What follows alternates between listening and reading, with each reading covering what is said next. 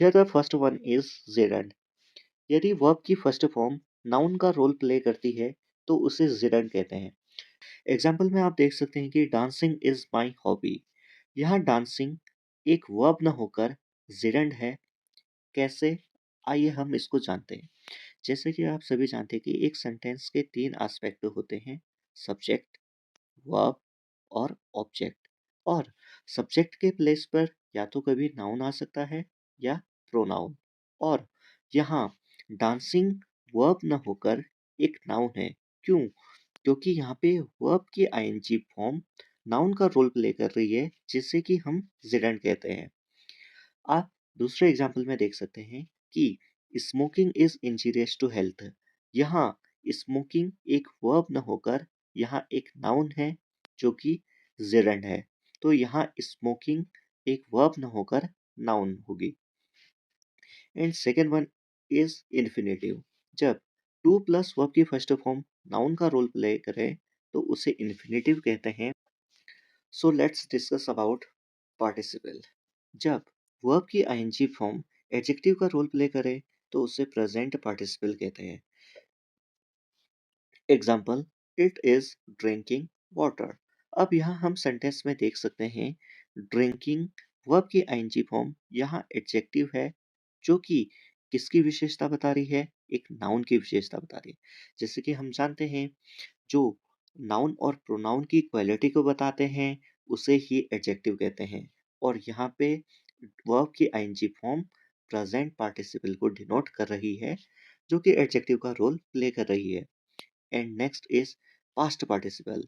Past participle जब verb की third form adjective का रोल प्ले करे तो उसे पास्ट पार्टिसिपल कहते हैं। Example, I saw a broken chair. यहाँ पे ब्रोकन चेयर, चेयर एक नाउन हो गया और चेयर की स्थिति को कौन बता रहा है? यह टूटी हुई है। इट मीन्स वर्ब की थर्ड फॉर्म एक एडजेक्टिव का रोल प्ले कर रही है, जो कि विशेषता बता रही है चेयर का। तो यहाँ पे ब्रोकन हो गया past participle. And third is perfect participle. जब हैविंग प्लस वर्ब की थर्ड फॉर्म रोल प्ले करे एडजेक्टिव का, उसे परफेक्ट पार्टिसिपल कहते हैं। जैसे कि आप एग्जांपल में देख सकते हैं, having completed the work I went to play. काम पूरा होने के बाद मैं खेलने गया। और यहाँ कंप्लीटेड है परफेक्ट पार्टिसिपल। और एक रूल बहुत ज़्यादा इम्पोर्टेंट है, जब कभी भी किसी भी वाक्य में हैव, हैज़ या हैड आए तो उसके बाद आने वाली क्रिया हमेशा थर्ड फॉर्म में होगी।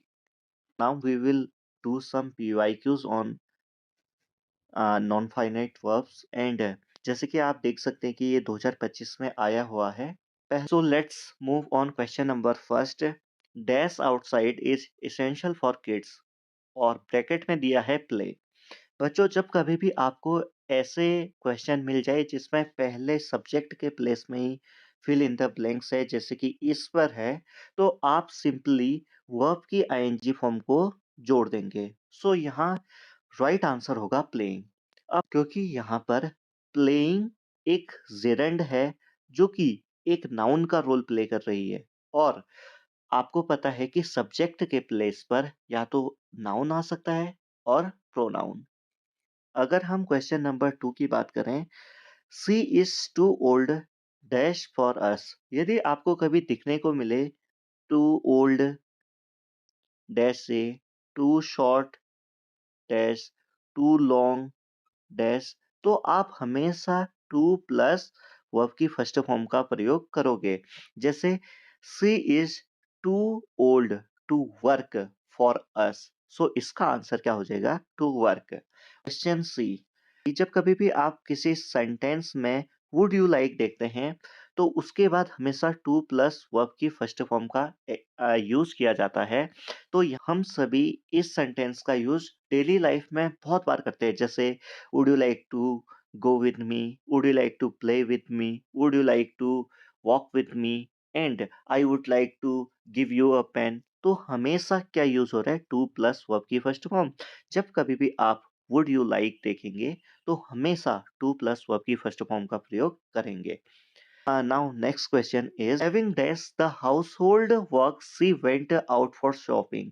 इस पे हम हमेशा वर्ब की थर्ड फॉर्म का प्रयोग करते हैं। जैसे कि हमने सीखा है कि जब हैविंग प्लस वर्ब की थर्ड फॉर्म एक एडजेक्टिव का रोल प्ले करती है तो वो होती है परफेक्ट पार्टिसिपल और यहाँ पे सही आंसर होगा फिनिश्ड। आई होप आपको ये समझ आ रहा है। आइए अब हम 2024 के क्वेश्चन डिस्कस करते हैं। Here the question number first. जैसे कि हमने देखा है अगर कभी ब्लैंक सब्जेक्ट वाले पोजीशन पे आता है तो हमें वर्ब की आईएनजी का यूज करना है। तो इसका सही आंसर हो जाएगा dancing. Next, you are too young dash this tree और क्लाइंब की फॉर्म भरनी है। और मैंने बताया है जब कभी भी यहाँ पे टू यंग आ जाए, टू शॉर्ट आ जाए, टू लॉन्ग आ जाए तो वहाँ पे हमेशा टू प्लस वर्ब की फर्स्ट फॉर्म का प्रयोग करना है। तो इसका सही आंसर हो जाएगा to climb. And third question, जब कभी भी हम वुड यू लाइक शब्द देखते हैं तो उसके बाद टू प्लस वर्ब की फर्स्ट फॉर्म का प्रयोग करते हैं। तो यहाँ सही आंसर हो जाएगा टू गो। और another question D. Having this his work, he went out for a stroll. तो जब कभी भी हैविंग आए, हैविंग के बाद हमेशा वर्ब की थर्ड फॉर्म का यूज करेंगे। तो यहाँ पे सही आंसर हो जाएगा कंप्लीटेड। सही आंसर क्या हो जाएगा? कंप्लीटेड। तो let's go for 2023 question. Here the first question is dash is injurious to health। जब कभी भी पहले स्थान पर ब्लैंक होता है तो एज यूजल हम जिरन का यूज कर रहे हैं और यहाँ पर स्मोक की आईएनजी फॉर्म का यूज होगा। तो smoking will be right answer. Second question, जब कभी भी टू स्मॉल टू बिग आए तो वहाँ पे टू प्लस वर्ब की फर्स्ट फॉर्म का प्रयोग करते हैं। She she needs a shampoo dash her hair tonight. So the right answer will be to plus verb की फर्स्ट फॉर्म। जब कभी भी हम फॉर व्हाट का आंसर दे, के लिए का आंसर दें तो वहां पर हमेशा टू प्लस वर्ब की फर्स्ट फॉर्म। जैसे कि आप ऊपर the child is too small dash the door. दरवाजा खोलने के लिए यह बच्चा बहुत छोटा है। क्वेश्चन नंबर सी, बाल धोने के लिए उसे शैम्पू की आवश्यकता है। तो यहाँ पर हम सिंपली टू प्लस वर्ब की फर्स्ट फॉर्म का प्रयोग करेंगे। तो इसका सही आंसर हो जाएगा to wash. She needs a shampoo to wash her hair tonight. And question number D, जब कभी भी हैविंग आएगा तो हैविंग के बाद आने वाली वर्ब हमेशा वर्ब के थर्ड फॉर्म में होगी। तो इसका आंसर होगा finished. Having finished his reading he went out for a stroll. I hope आपको समझ आ रहा होगा। Let's go for 2022 question. अब देखिए पहला question same.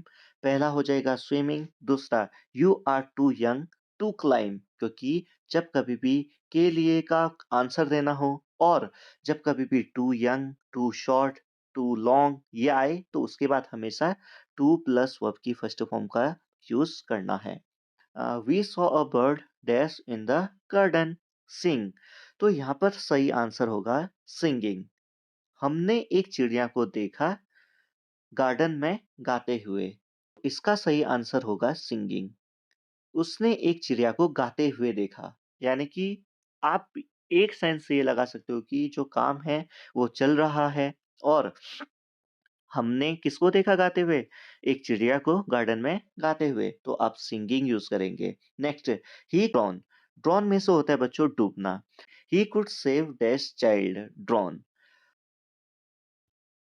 Question number 4, he could save a dash child drone.